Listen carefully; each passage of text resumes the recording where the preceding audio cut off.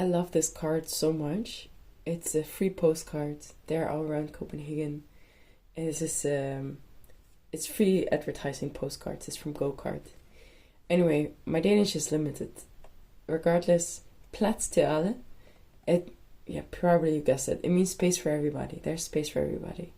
And I just love how sweet they are, hugging each other, petting on the back.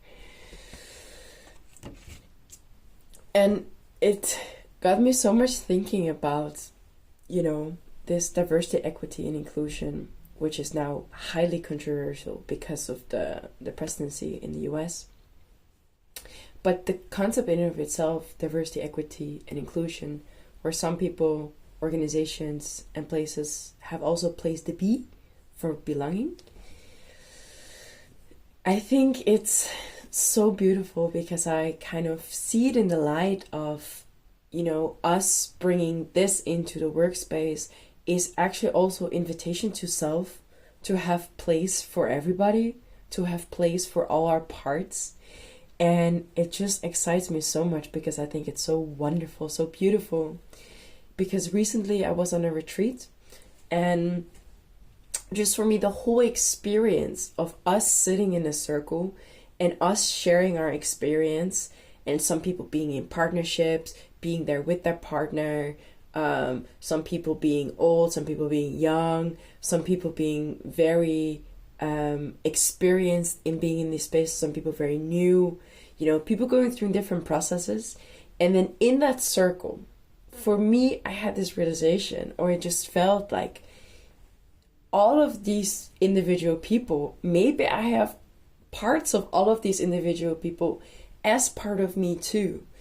Somebody expressing envy, somebody expressing jealousy, anger, sadness, grief, all of these emotions, all of these experiences. And I just think, everything that's happening within us, outside of us, it's the same. It's just a matter of learning how to recognize it and kind of seeing these beautiful poetic expressions as an expression of self, even though I didn't say that. I could have said that. Or maybe something is saying that inside of me, but I just haven't heard it yet, or it hasn't come up. Or not in this time, but in a different time, or in the past I said these things, or in the future I will say these things. Yeah, so space for all. There's space for all, And another thing I kind of sometimes share with people is this idea that I have about how the wounded masculine is empowered.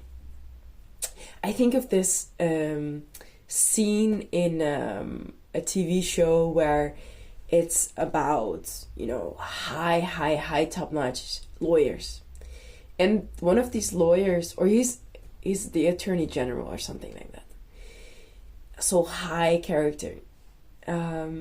He has this fetish or something, like first of all, he has the fetish to be dominated, and second of all, he has this kind of rubber band that he's using to pinch himself. So this is kind of punishing something. Throughout his day, he's doing that. And sometimes this scene comes up when I think about the wounded masculine, because it's just kind of, for me, it's that how I see it is that there is no space for vulnerability, there's no space for mistakes, there's no space for sharing about the emotions. So there is these interesting ways on how to cope with them, because energy is emotion, energy is moving. So one way or another, it needs to come out.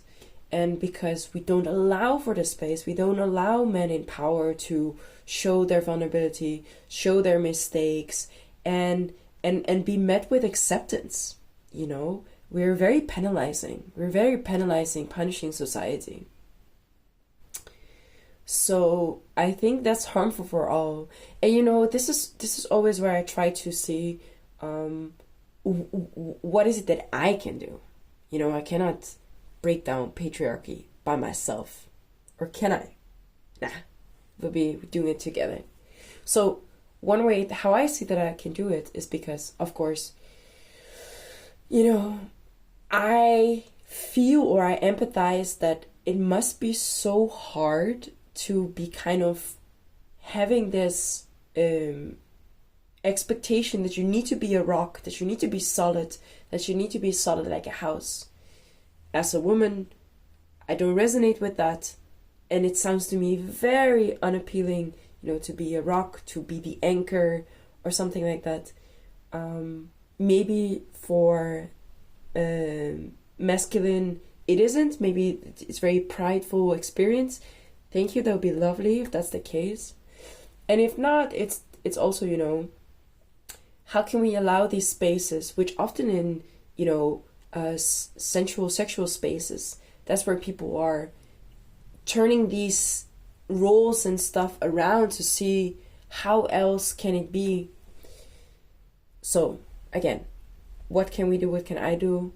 So, I feel somehow what I've been practicing, and I don't always speak to the leaders or, big people like all the CEOs. I don't always speak to them, but sometimes I meet them. And somehow I noticed that what I started to do is that I started to kind of create a little space of them being vulnerable, of either sending some appraisal of that it might be a big task or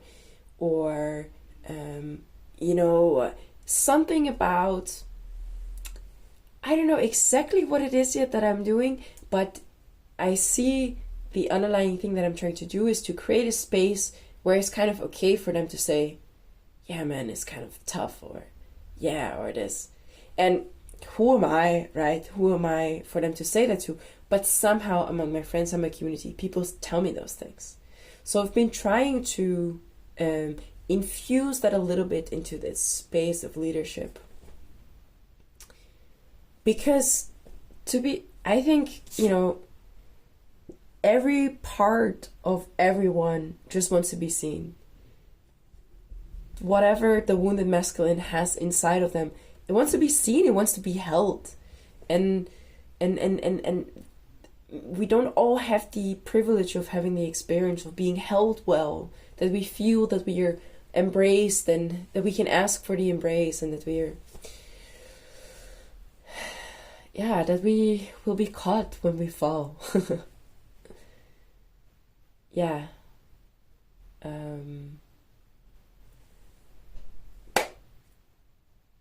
That was it.